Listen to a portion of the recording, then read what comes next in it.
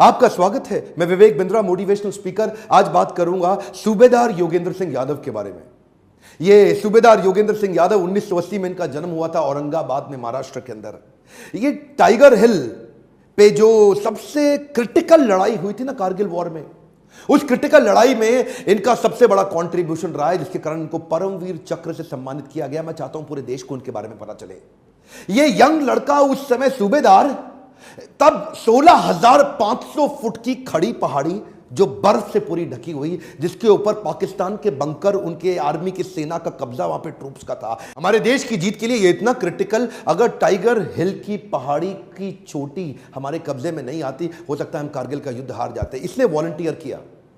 ये क्या बोला अपने लीडर्स को कि मैं चढ़ जाऊंगा इस पहाड़ी पे। उस समय लोग सोचने लगे, यार ये लड़का अकेला 16,500 फुट बर्फ से ढकी हुई पूरी पहाड़ी, खड़ी पहाड़ी। एक्चुअली पाकिस्तान भी प्रिपेयर्ड नहीं था।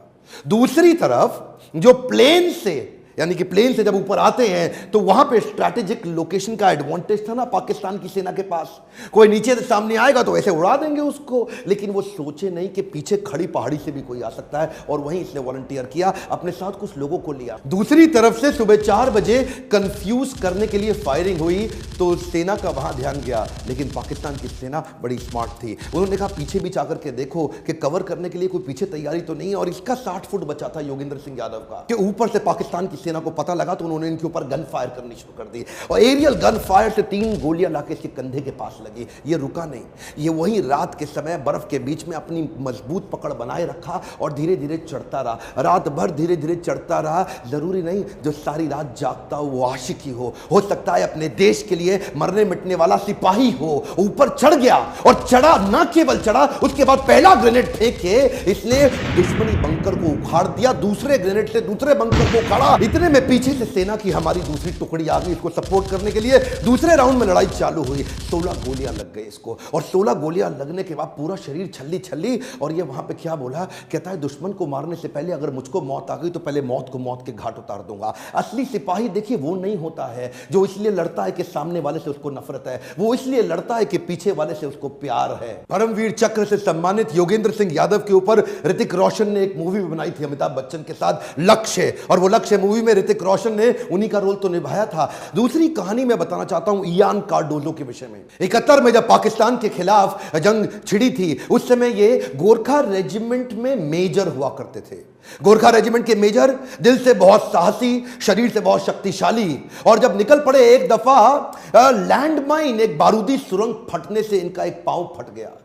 और पांव जब फटा तो उस समय इमरजेंसी में कोई मेडिकल सुविधा थी नहीं वहां पे, और मेडिकल सुविधा ना होने पे लोगों ने पूछा अब क्या करें क्या करें क्या। इन्होंने अपनी खुकरी उठाई, वो जो गोरखा रेजिमेंट की गोरखाओं की खुकरी होती है, उसे उठा करके अपना पांव अपने हाथ से खुद ही काट डाला। जो जूनियर डॉक्टर थे वो पांव नहीं काट पा रहे थे, ऑपरेट नहीं कर पा रहे थे, इन्होंने खुद काट डाला। जनरल मानिक शॉ क्या कहते हैं, कहते हैं अगर तुझे मौत से डर नहीं लगता ना, तो या तो तू झूठ बोल रहा है या तू गोरखा है। गोरखाओं के बारे में आज देश जानता है कि वो उनमें कितना करेज, कितना साहस। इनका पांव फट गया, बहरहाल बाद में को मेडिकल ट्रीटमेंट पर लकड़ी का पांव लगाया गया। तभी आर्मी के सीनियर ऑफिसर्स ने बोला अब आपको प्रमोट नहीं किया जा सकता, क्योंकि अब आप विकलांग हो चुके हैं, अब आप डिसेबल्ड हैं, अब आपका एक पांव नहीं है। लेकिन इयान कार्डोजो कहां रुकने वाले थे, वो किसकी सुनने वाले थे।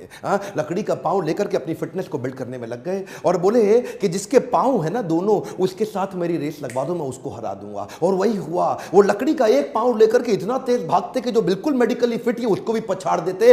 एक दिन अपना चेकअप कराने के लिए 6,000 फीट की पहाड़ी पर चढ़ के हेलीपोर्ट पे चीना जाके पहुंच गए। बाद में उनकी परीक्षा सेना प्रमुख टी एन रैना ने खुद ली। उनको क्या बोला, लद्दाख की बर्फीली पहाड़ों पे मुझे चढ़ के दिखाओ। और लद्दाख की बर्फीली पहाड़ों पे जब उन्होंने चढ़ के दिखाया तो ये एकमात्र ऐसे सैनिक जो देश के अंदर डिसेबल्ड होने के बावजूद मेजर जनरल की रैंक तक पहुंचे। साहस उसे नहीं कहते कि आदमी चलता रहे, साहस तो उसे कहते हैं कि अब चल नहीं सकता लेकिन फिर भी चलता रहे। ये शरीर की ताकत से नहीं होता, ये आत्मीय बल से होता है, जिसको जिसको हम बोलते हैं बिलीफ सिस्टम। आपको याद है ना विक्रम बत्रा के विषय में, वीडियो लंबा ना हो जाए तो अगले वीडियो में विक्रम बत्रा के विषय में जरूर बताऊंगा। कैप्टन विक्रम बत्रा क्या बोलते हैं, वापस लौट के जरूर आऊंगा अपने पिता को बोले, या तिरंगा लहरा के आऊंगा या तिरंगे में लिपट के आऊंगा, लेकिन वापस जरूर आऊंगा। एक्चुअली जो दुनिया भर के देश है ना, वो अपने आर्मी का बहुत सम्मान करते हैं। हमारे देश की आर्मी जितना सम्मान डिजर्व करती है हम भूल गए हैं उनको।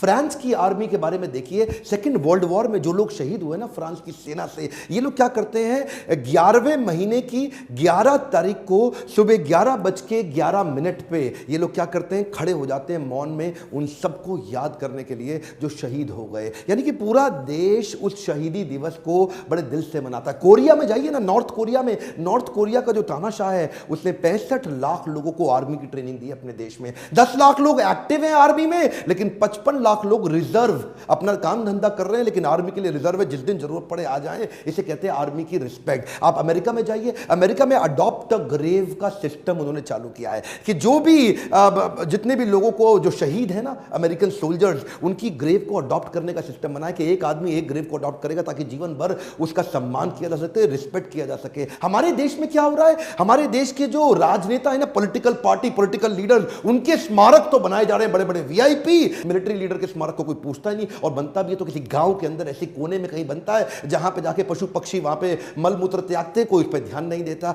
मैं ये पूछना चाहता हूं, आपके बच्चे देश के पॉलिटिकल लीडर से ज्यादा सीख सकते हैं या मिलिट्री लीडर्स से? अगर आपको लगता है कि मिलिट्री लीडर्स का सम्मान होना चाहिए तो उनके स्मारकों को बड़ा करने के लिए आवाज उठानी चाहिए। इस वीडियो को फैला दीजिए देश में ताकि मिलिट्री लीडर्स के प्रति और सम्मान और रिस्पेक्ट बढ़ सके। अगर आप किसी आदमी को जानते हैं जो देश की सेना में काम करता है, उस तक ये वीडियो पहुंचाइए, उसका भी सेल्फ एस्टीम बढ़े। जब जब एक मिलिट्री लीडर को देखो, खड़े होकर के उत्साह से ताली बजाओ। जब भी आप किसी मिलिट्री के आदमी को देखो, मुस्कुरा के उसका स्वागत करो और उसके लिए ताली बजाओ, उत्साह बढ़ेगा उनका। थोड़ा सा समय लगाइए, व्हाट्सएप पे डाउनलोड कर सकते हैं क्या इस वीडियो को? डाउनलोड करके इसको व्हाट्सएप पे शेयर करिए। अगर आप अगला कैप्टन विक्रम बत्रा की शौर्य गाथा को सुनना चाहते हैं तो वीडियो को लाइक करके उत्साह बढ़ाइए, सब्सक्राइब करिए और करवाइए। मेरे साथ जुड़े रहने के लिए, हर बार वीडियोस को आके देखने के लिए दिल से आप सबका धन्यवाद।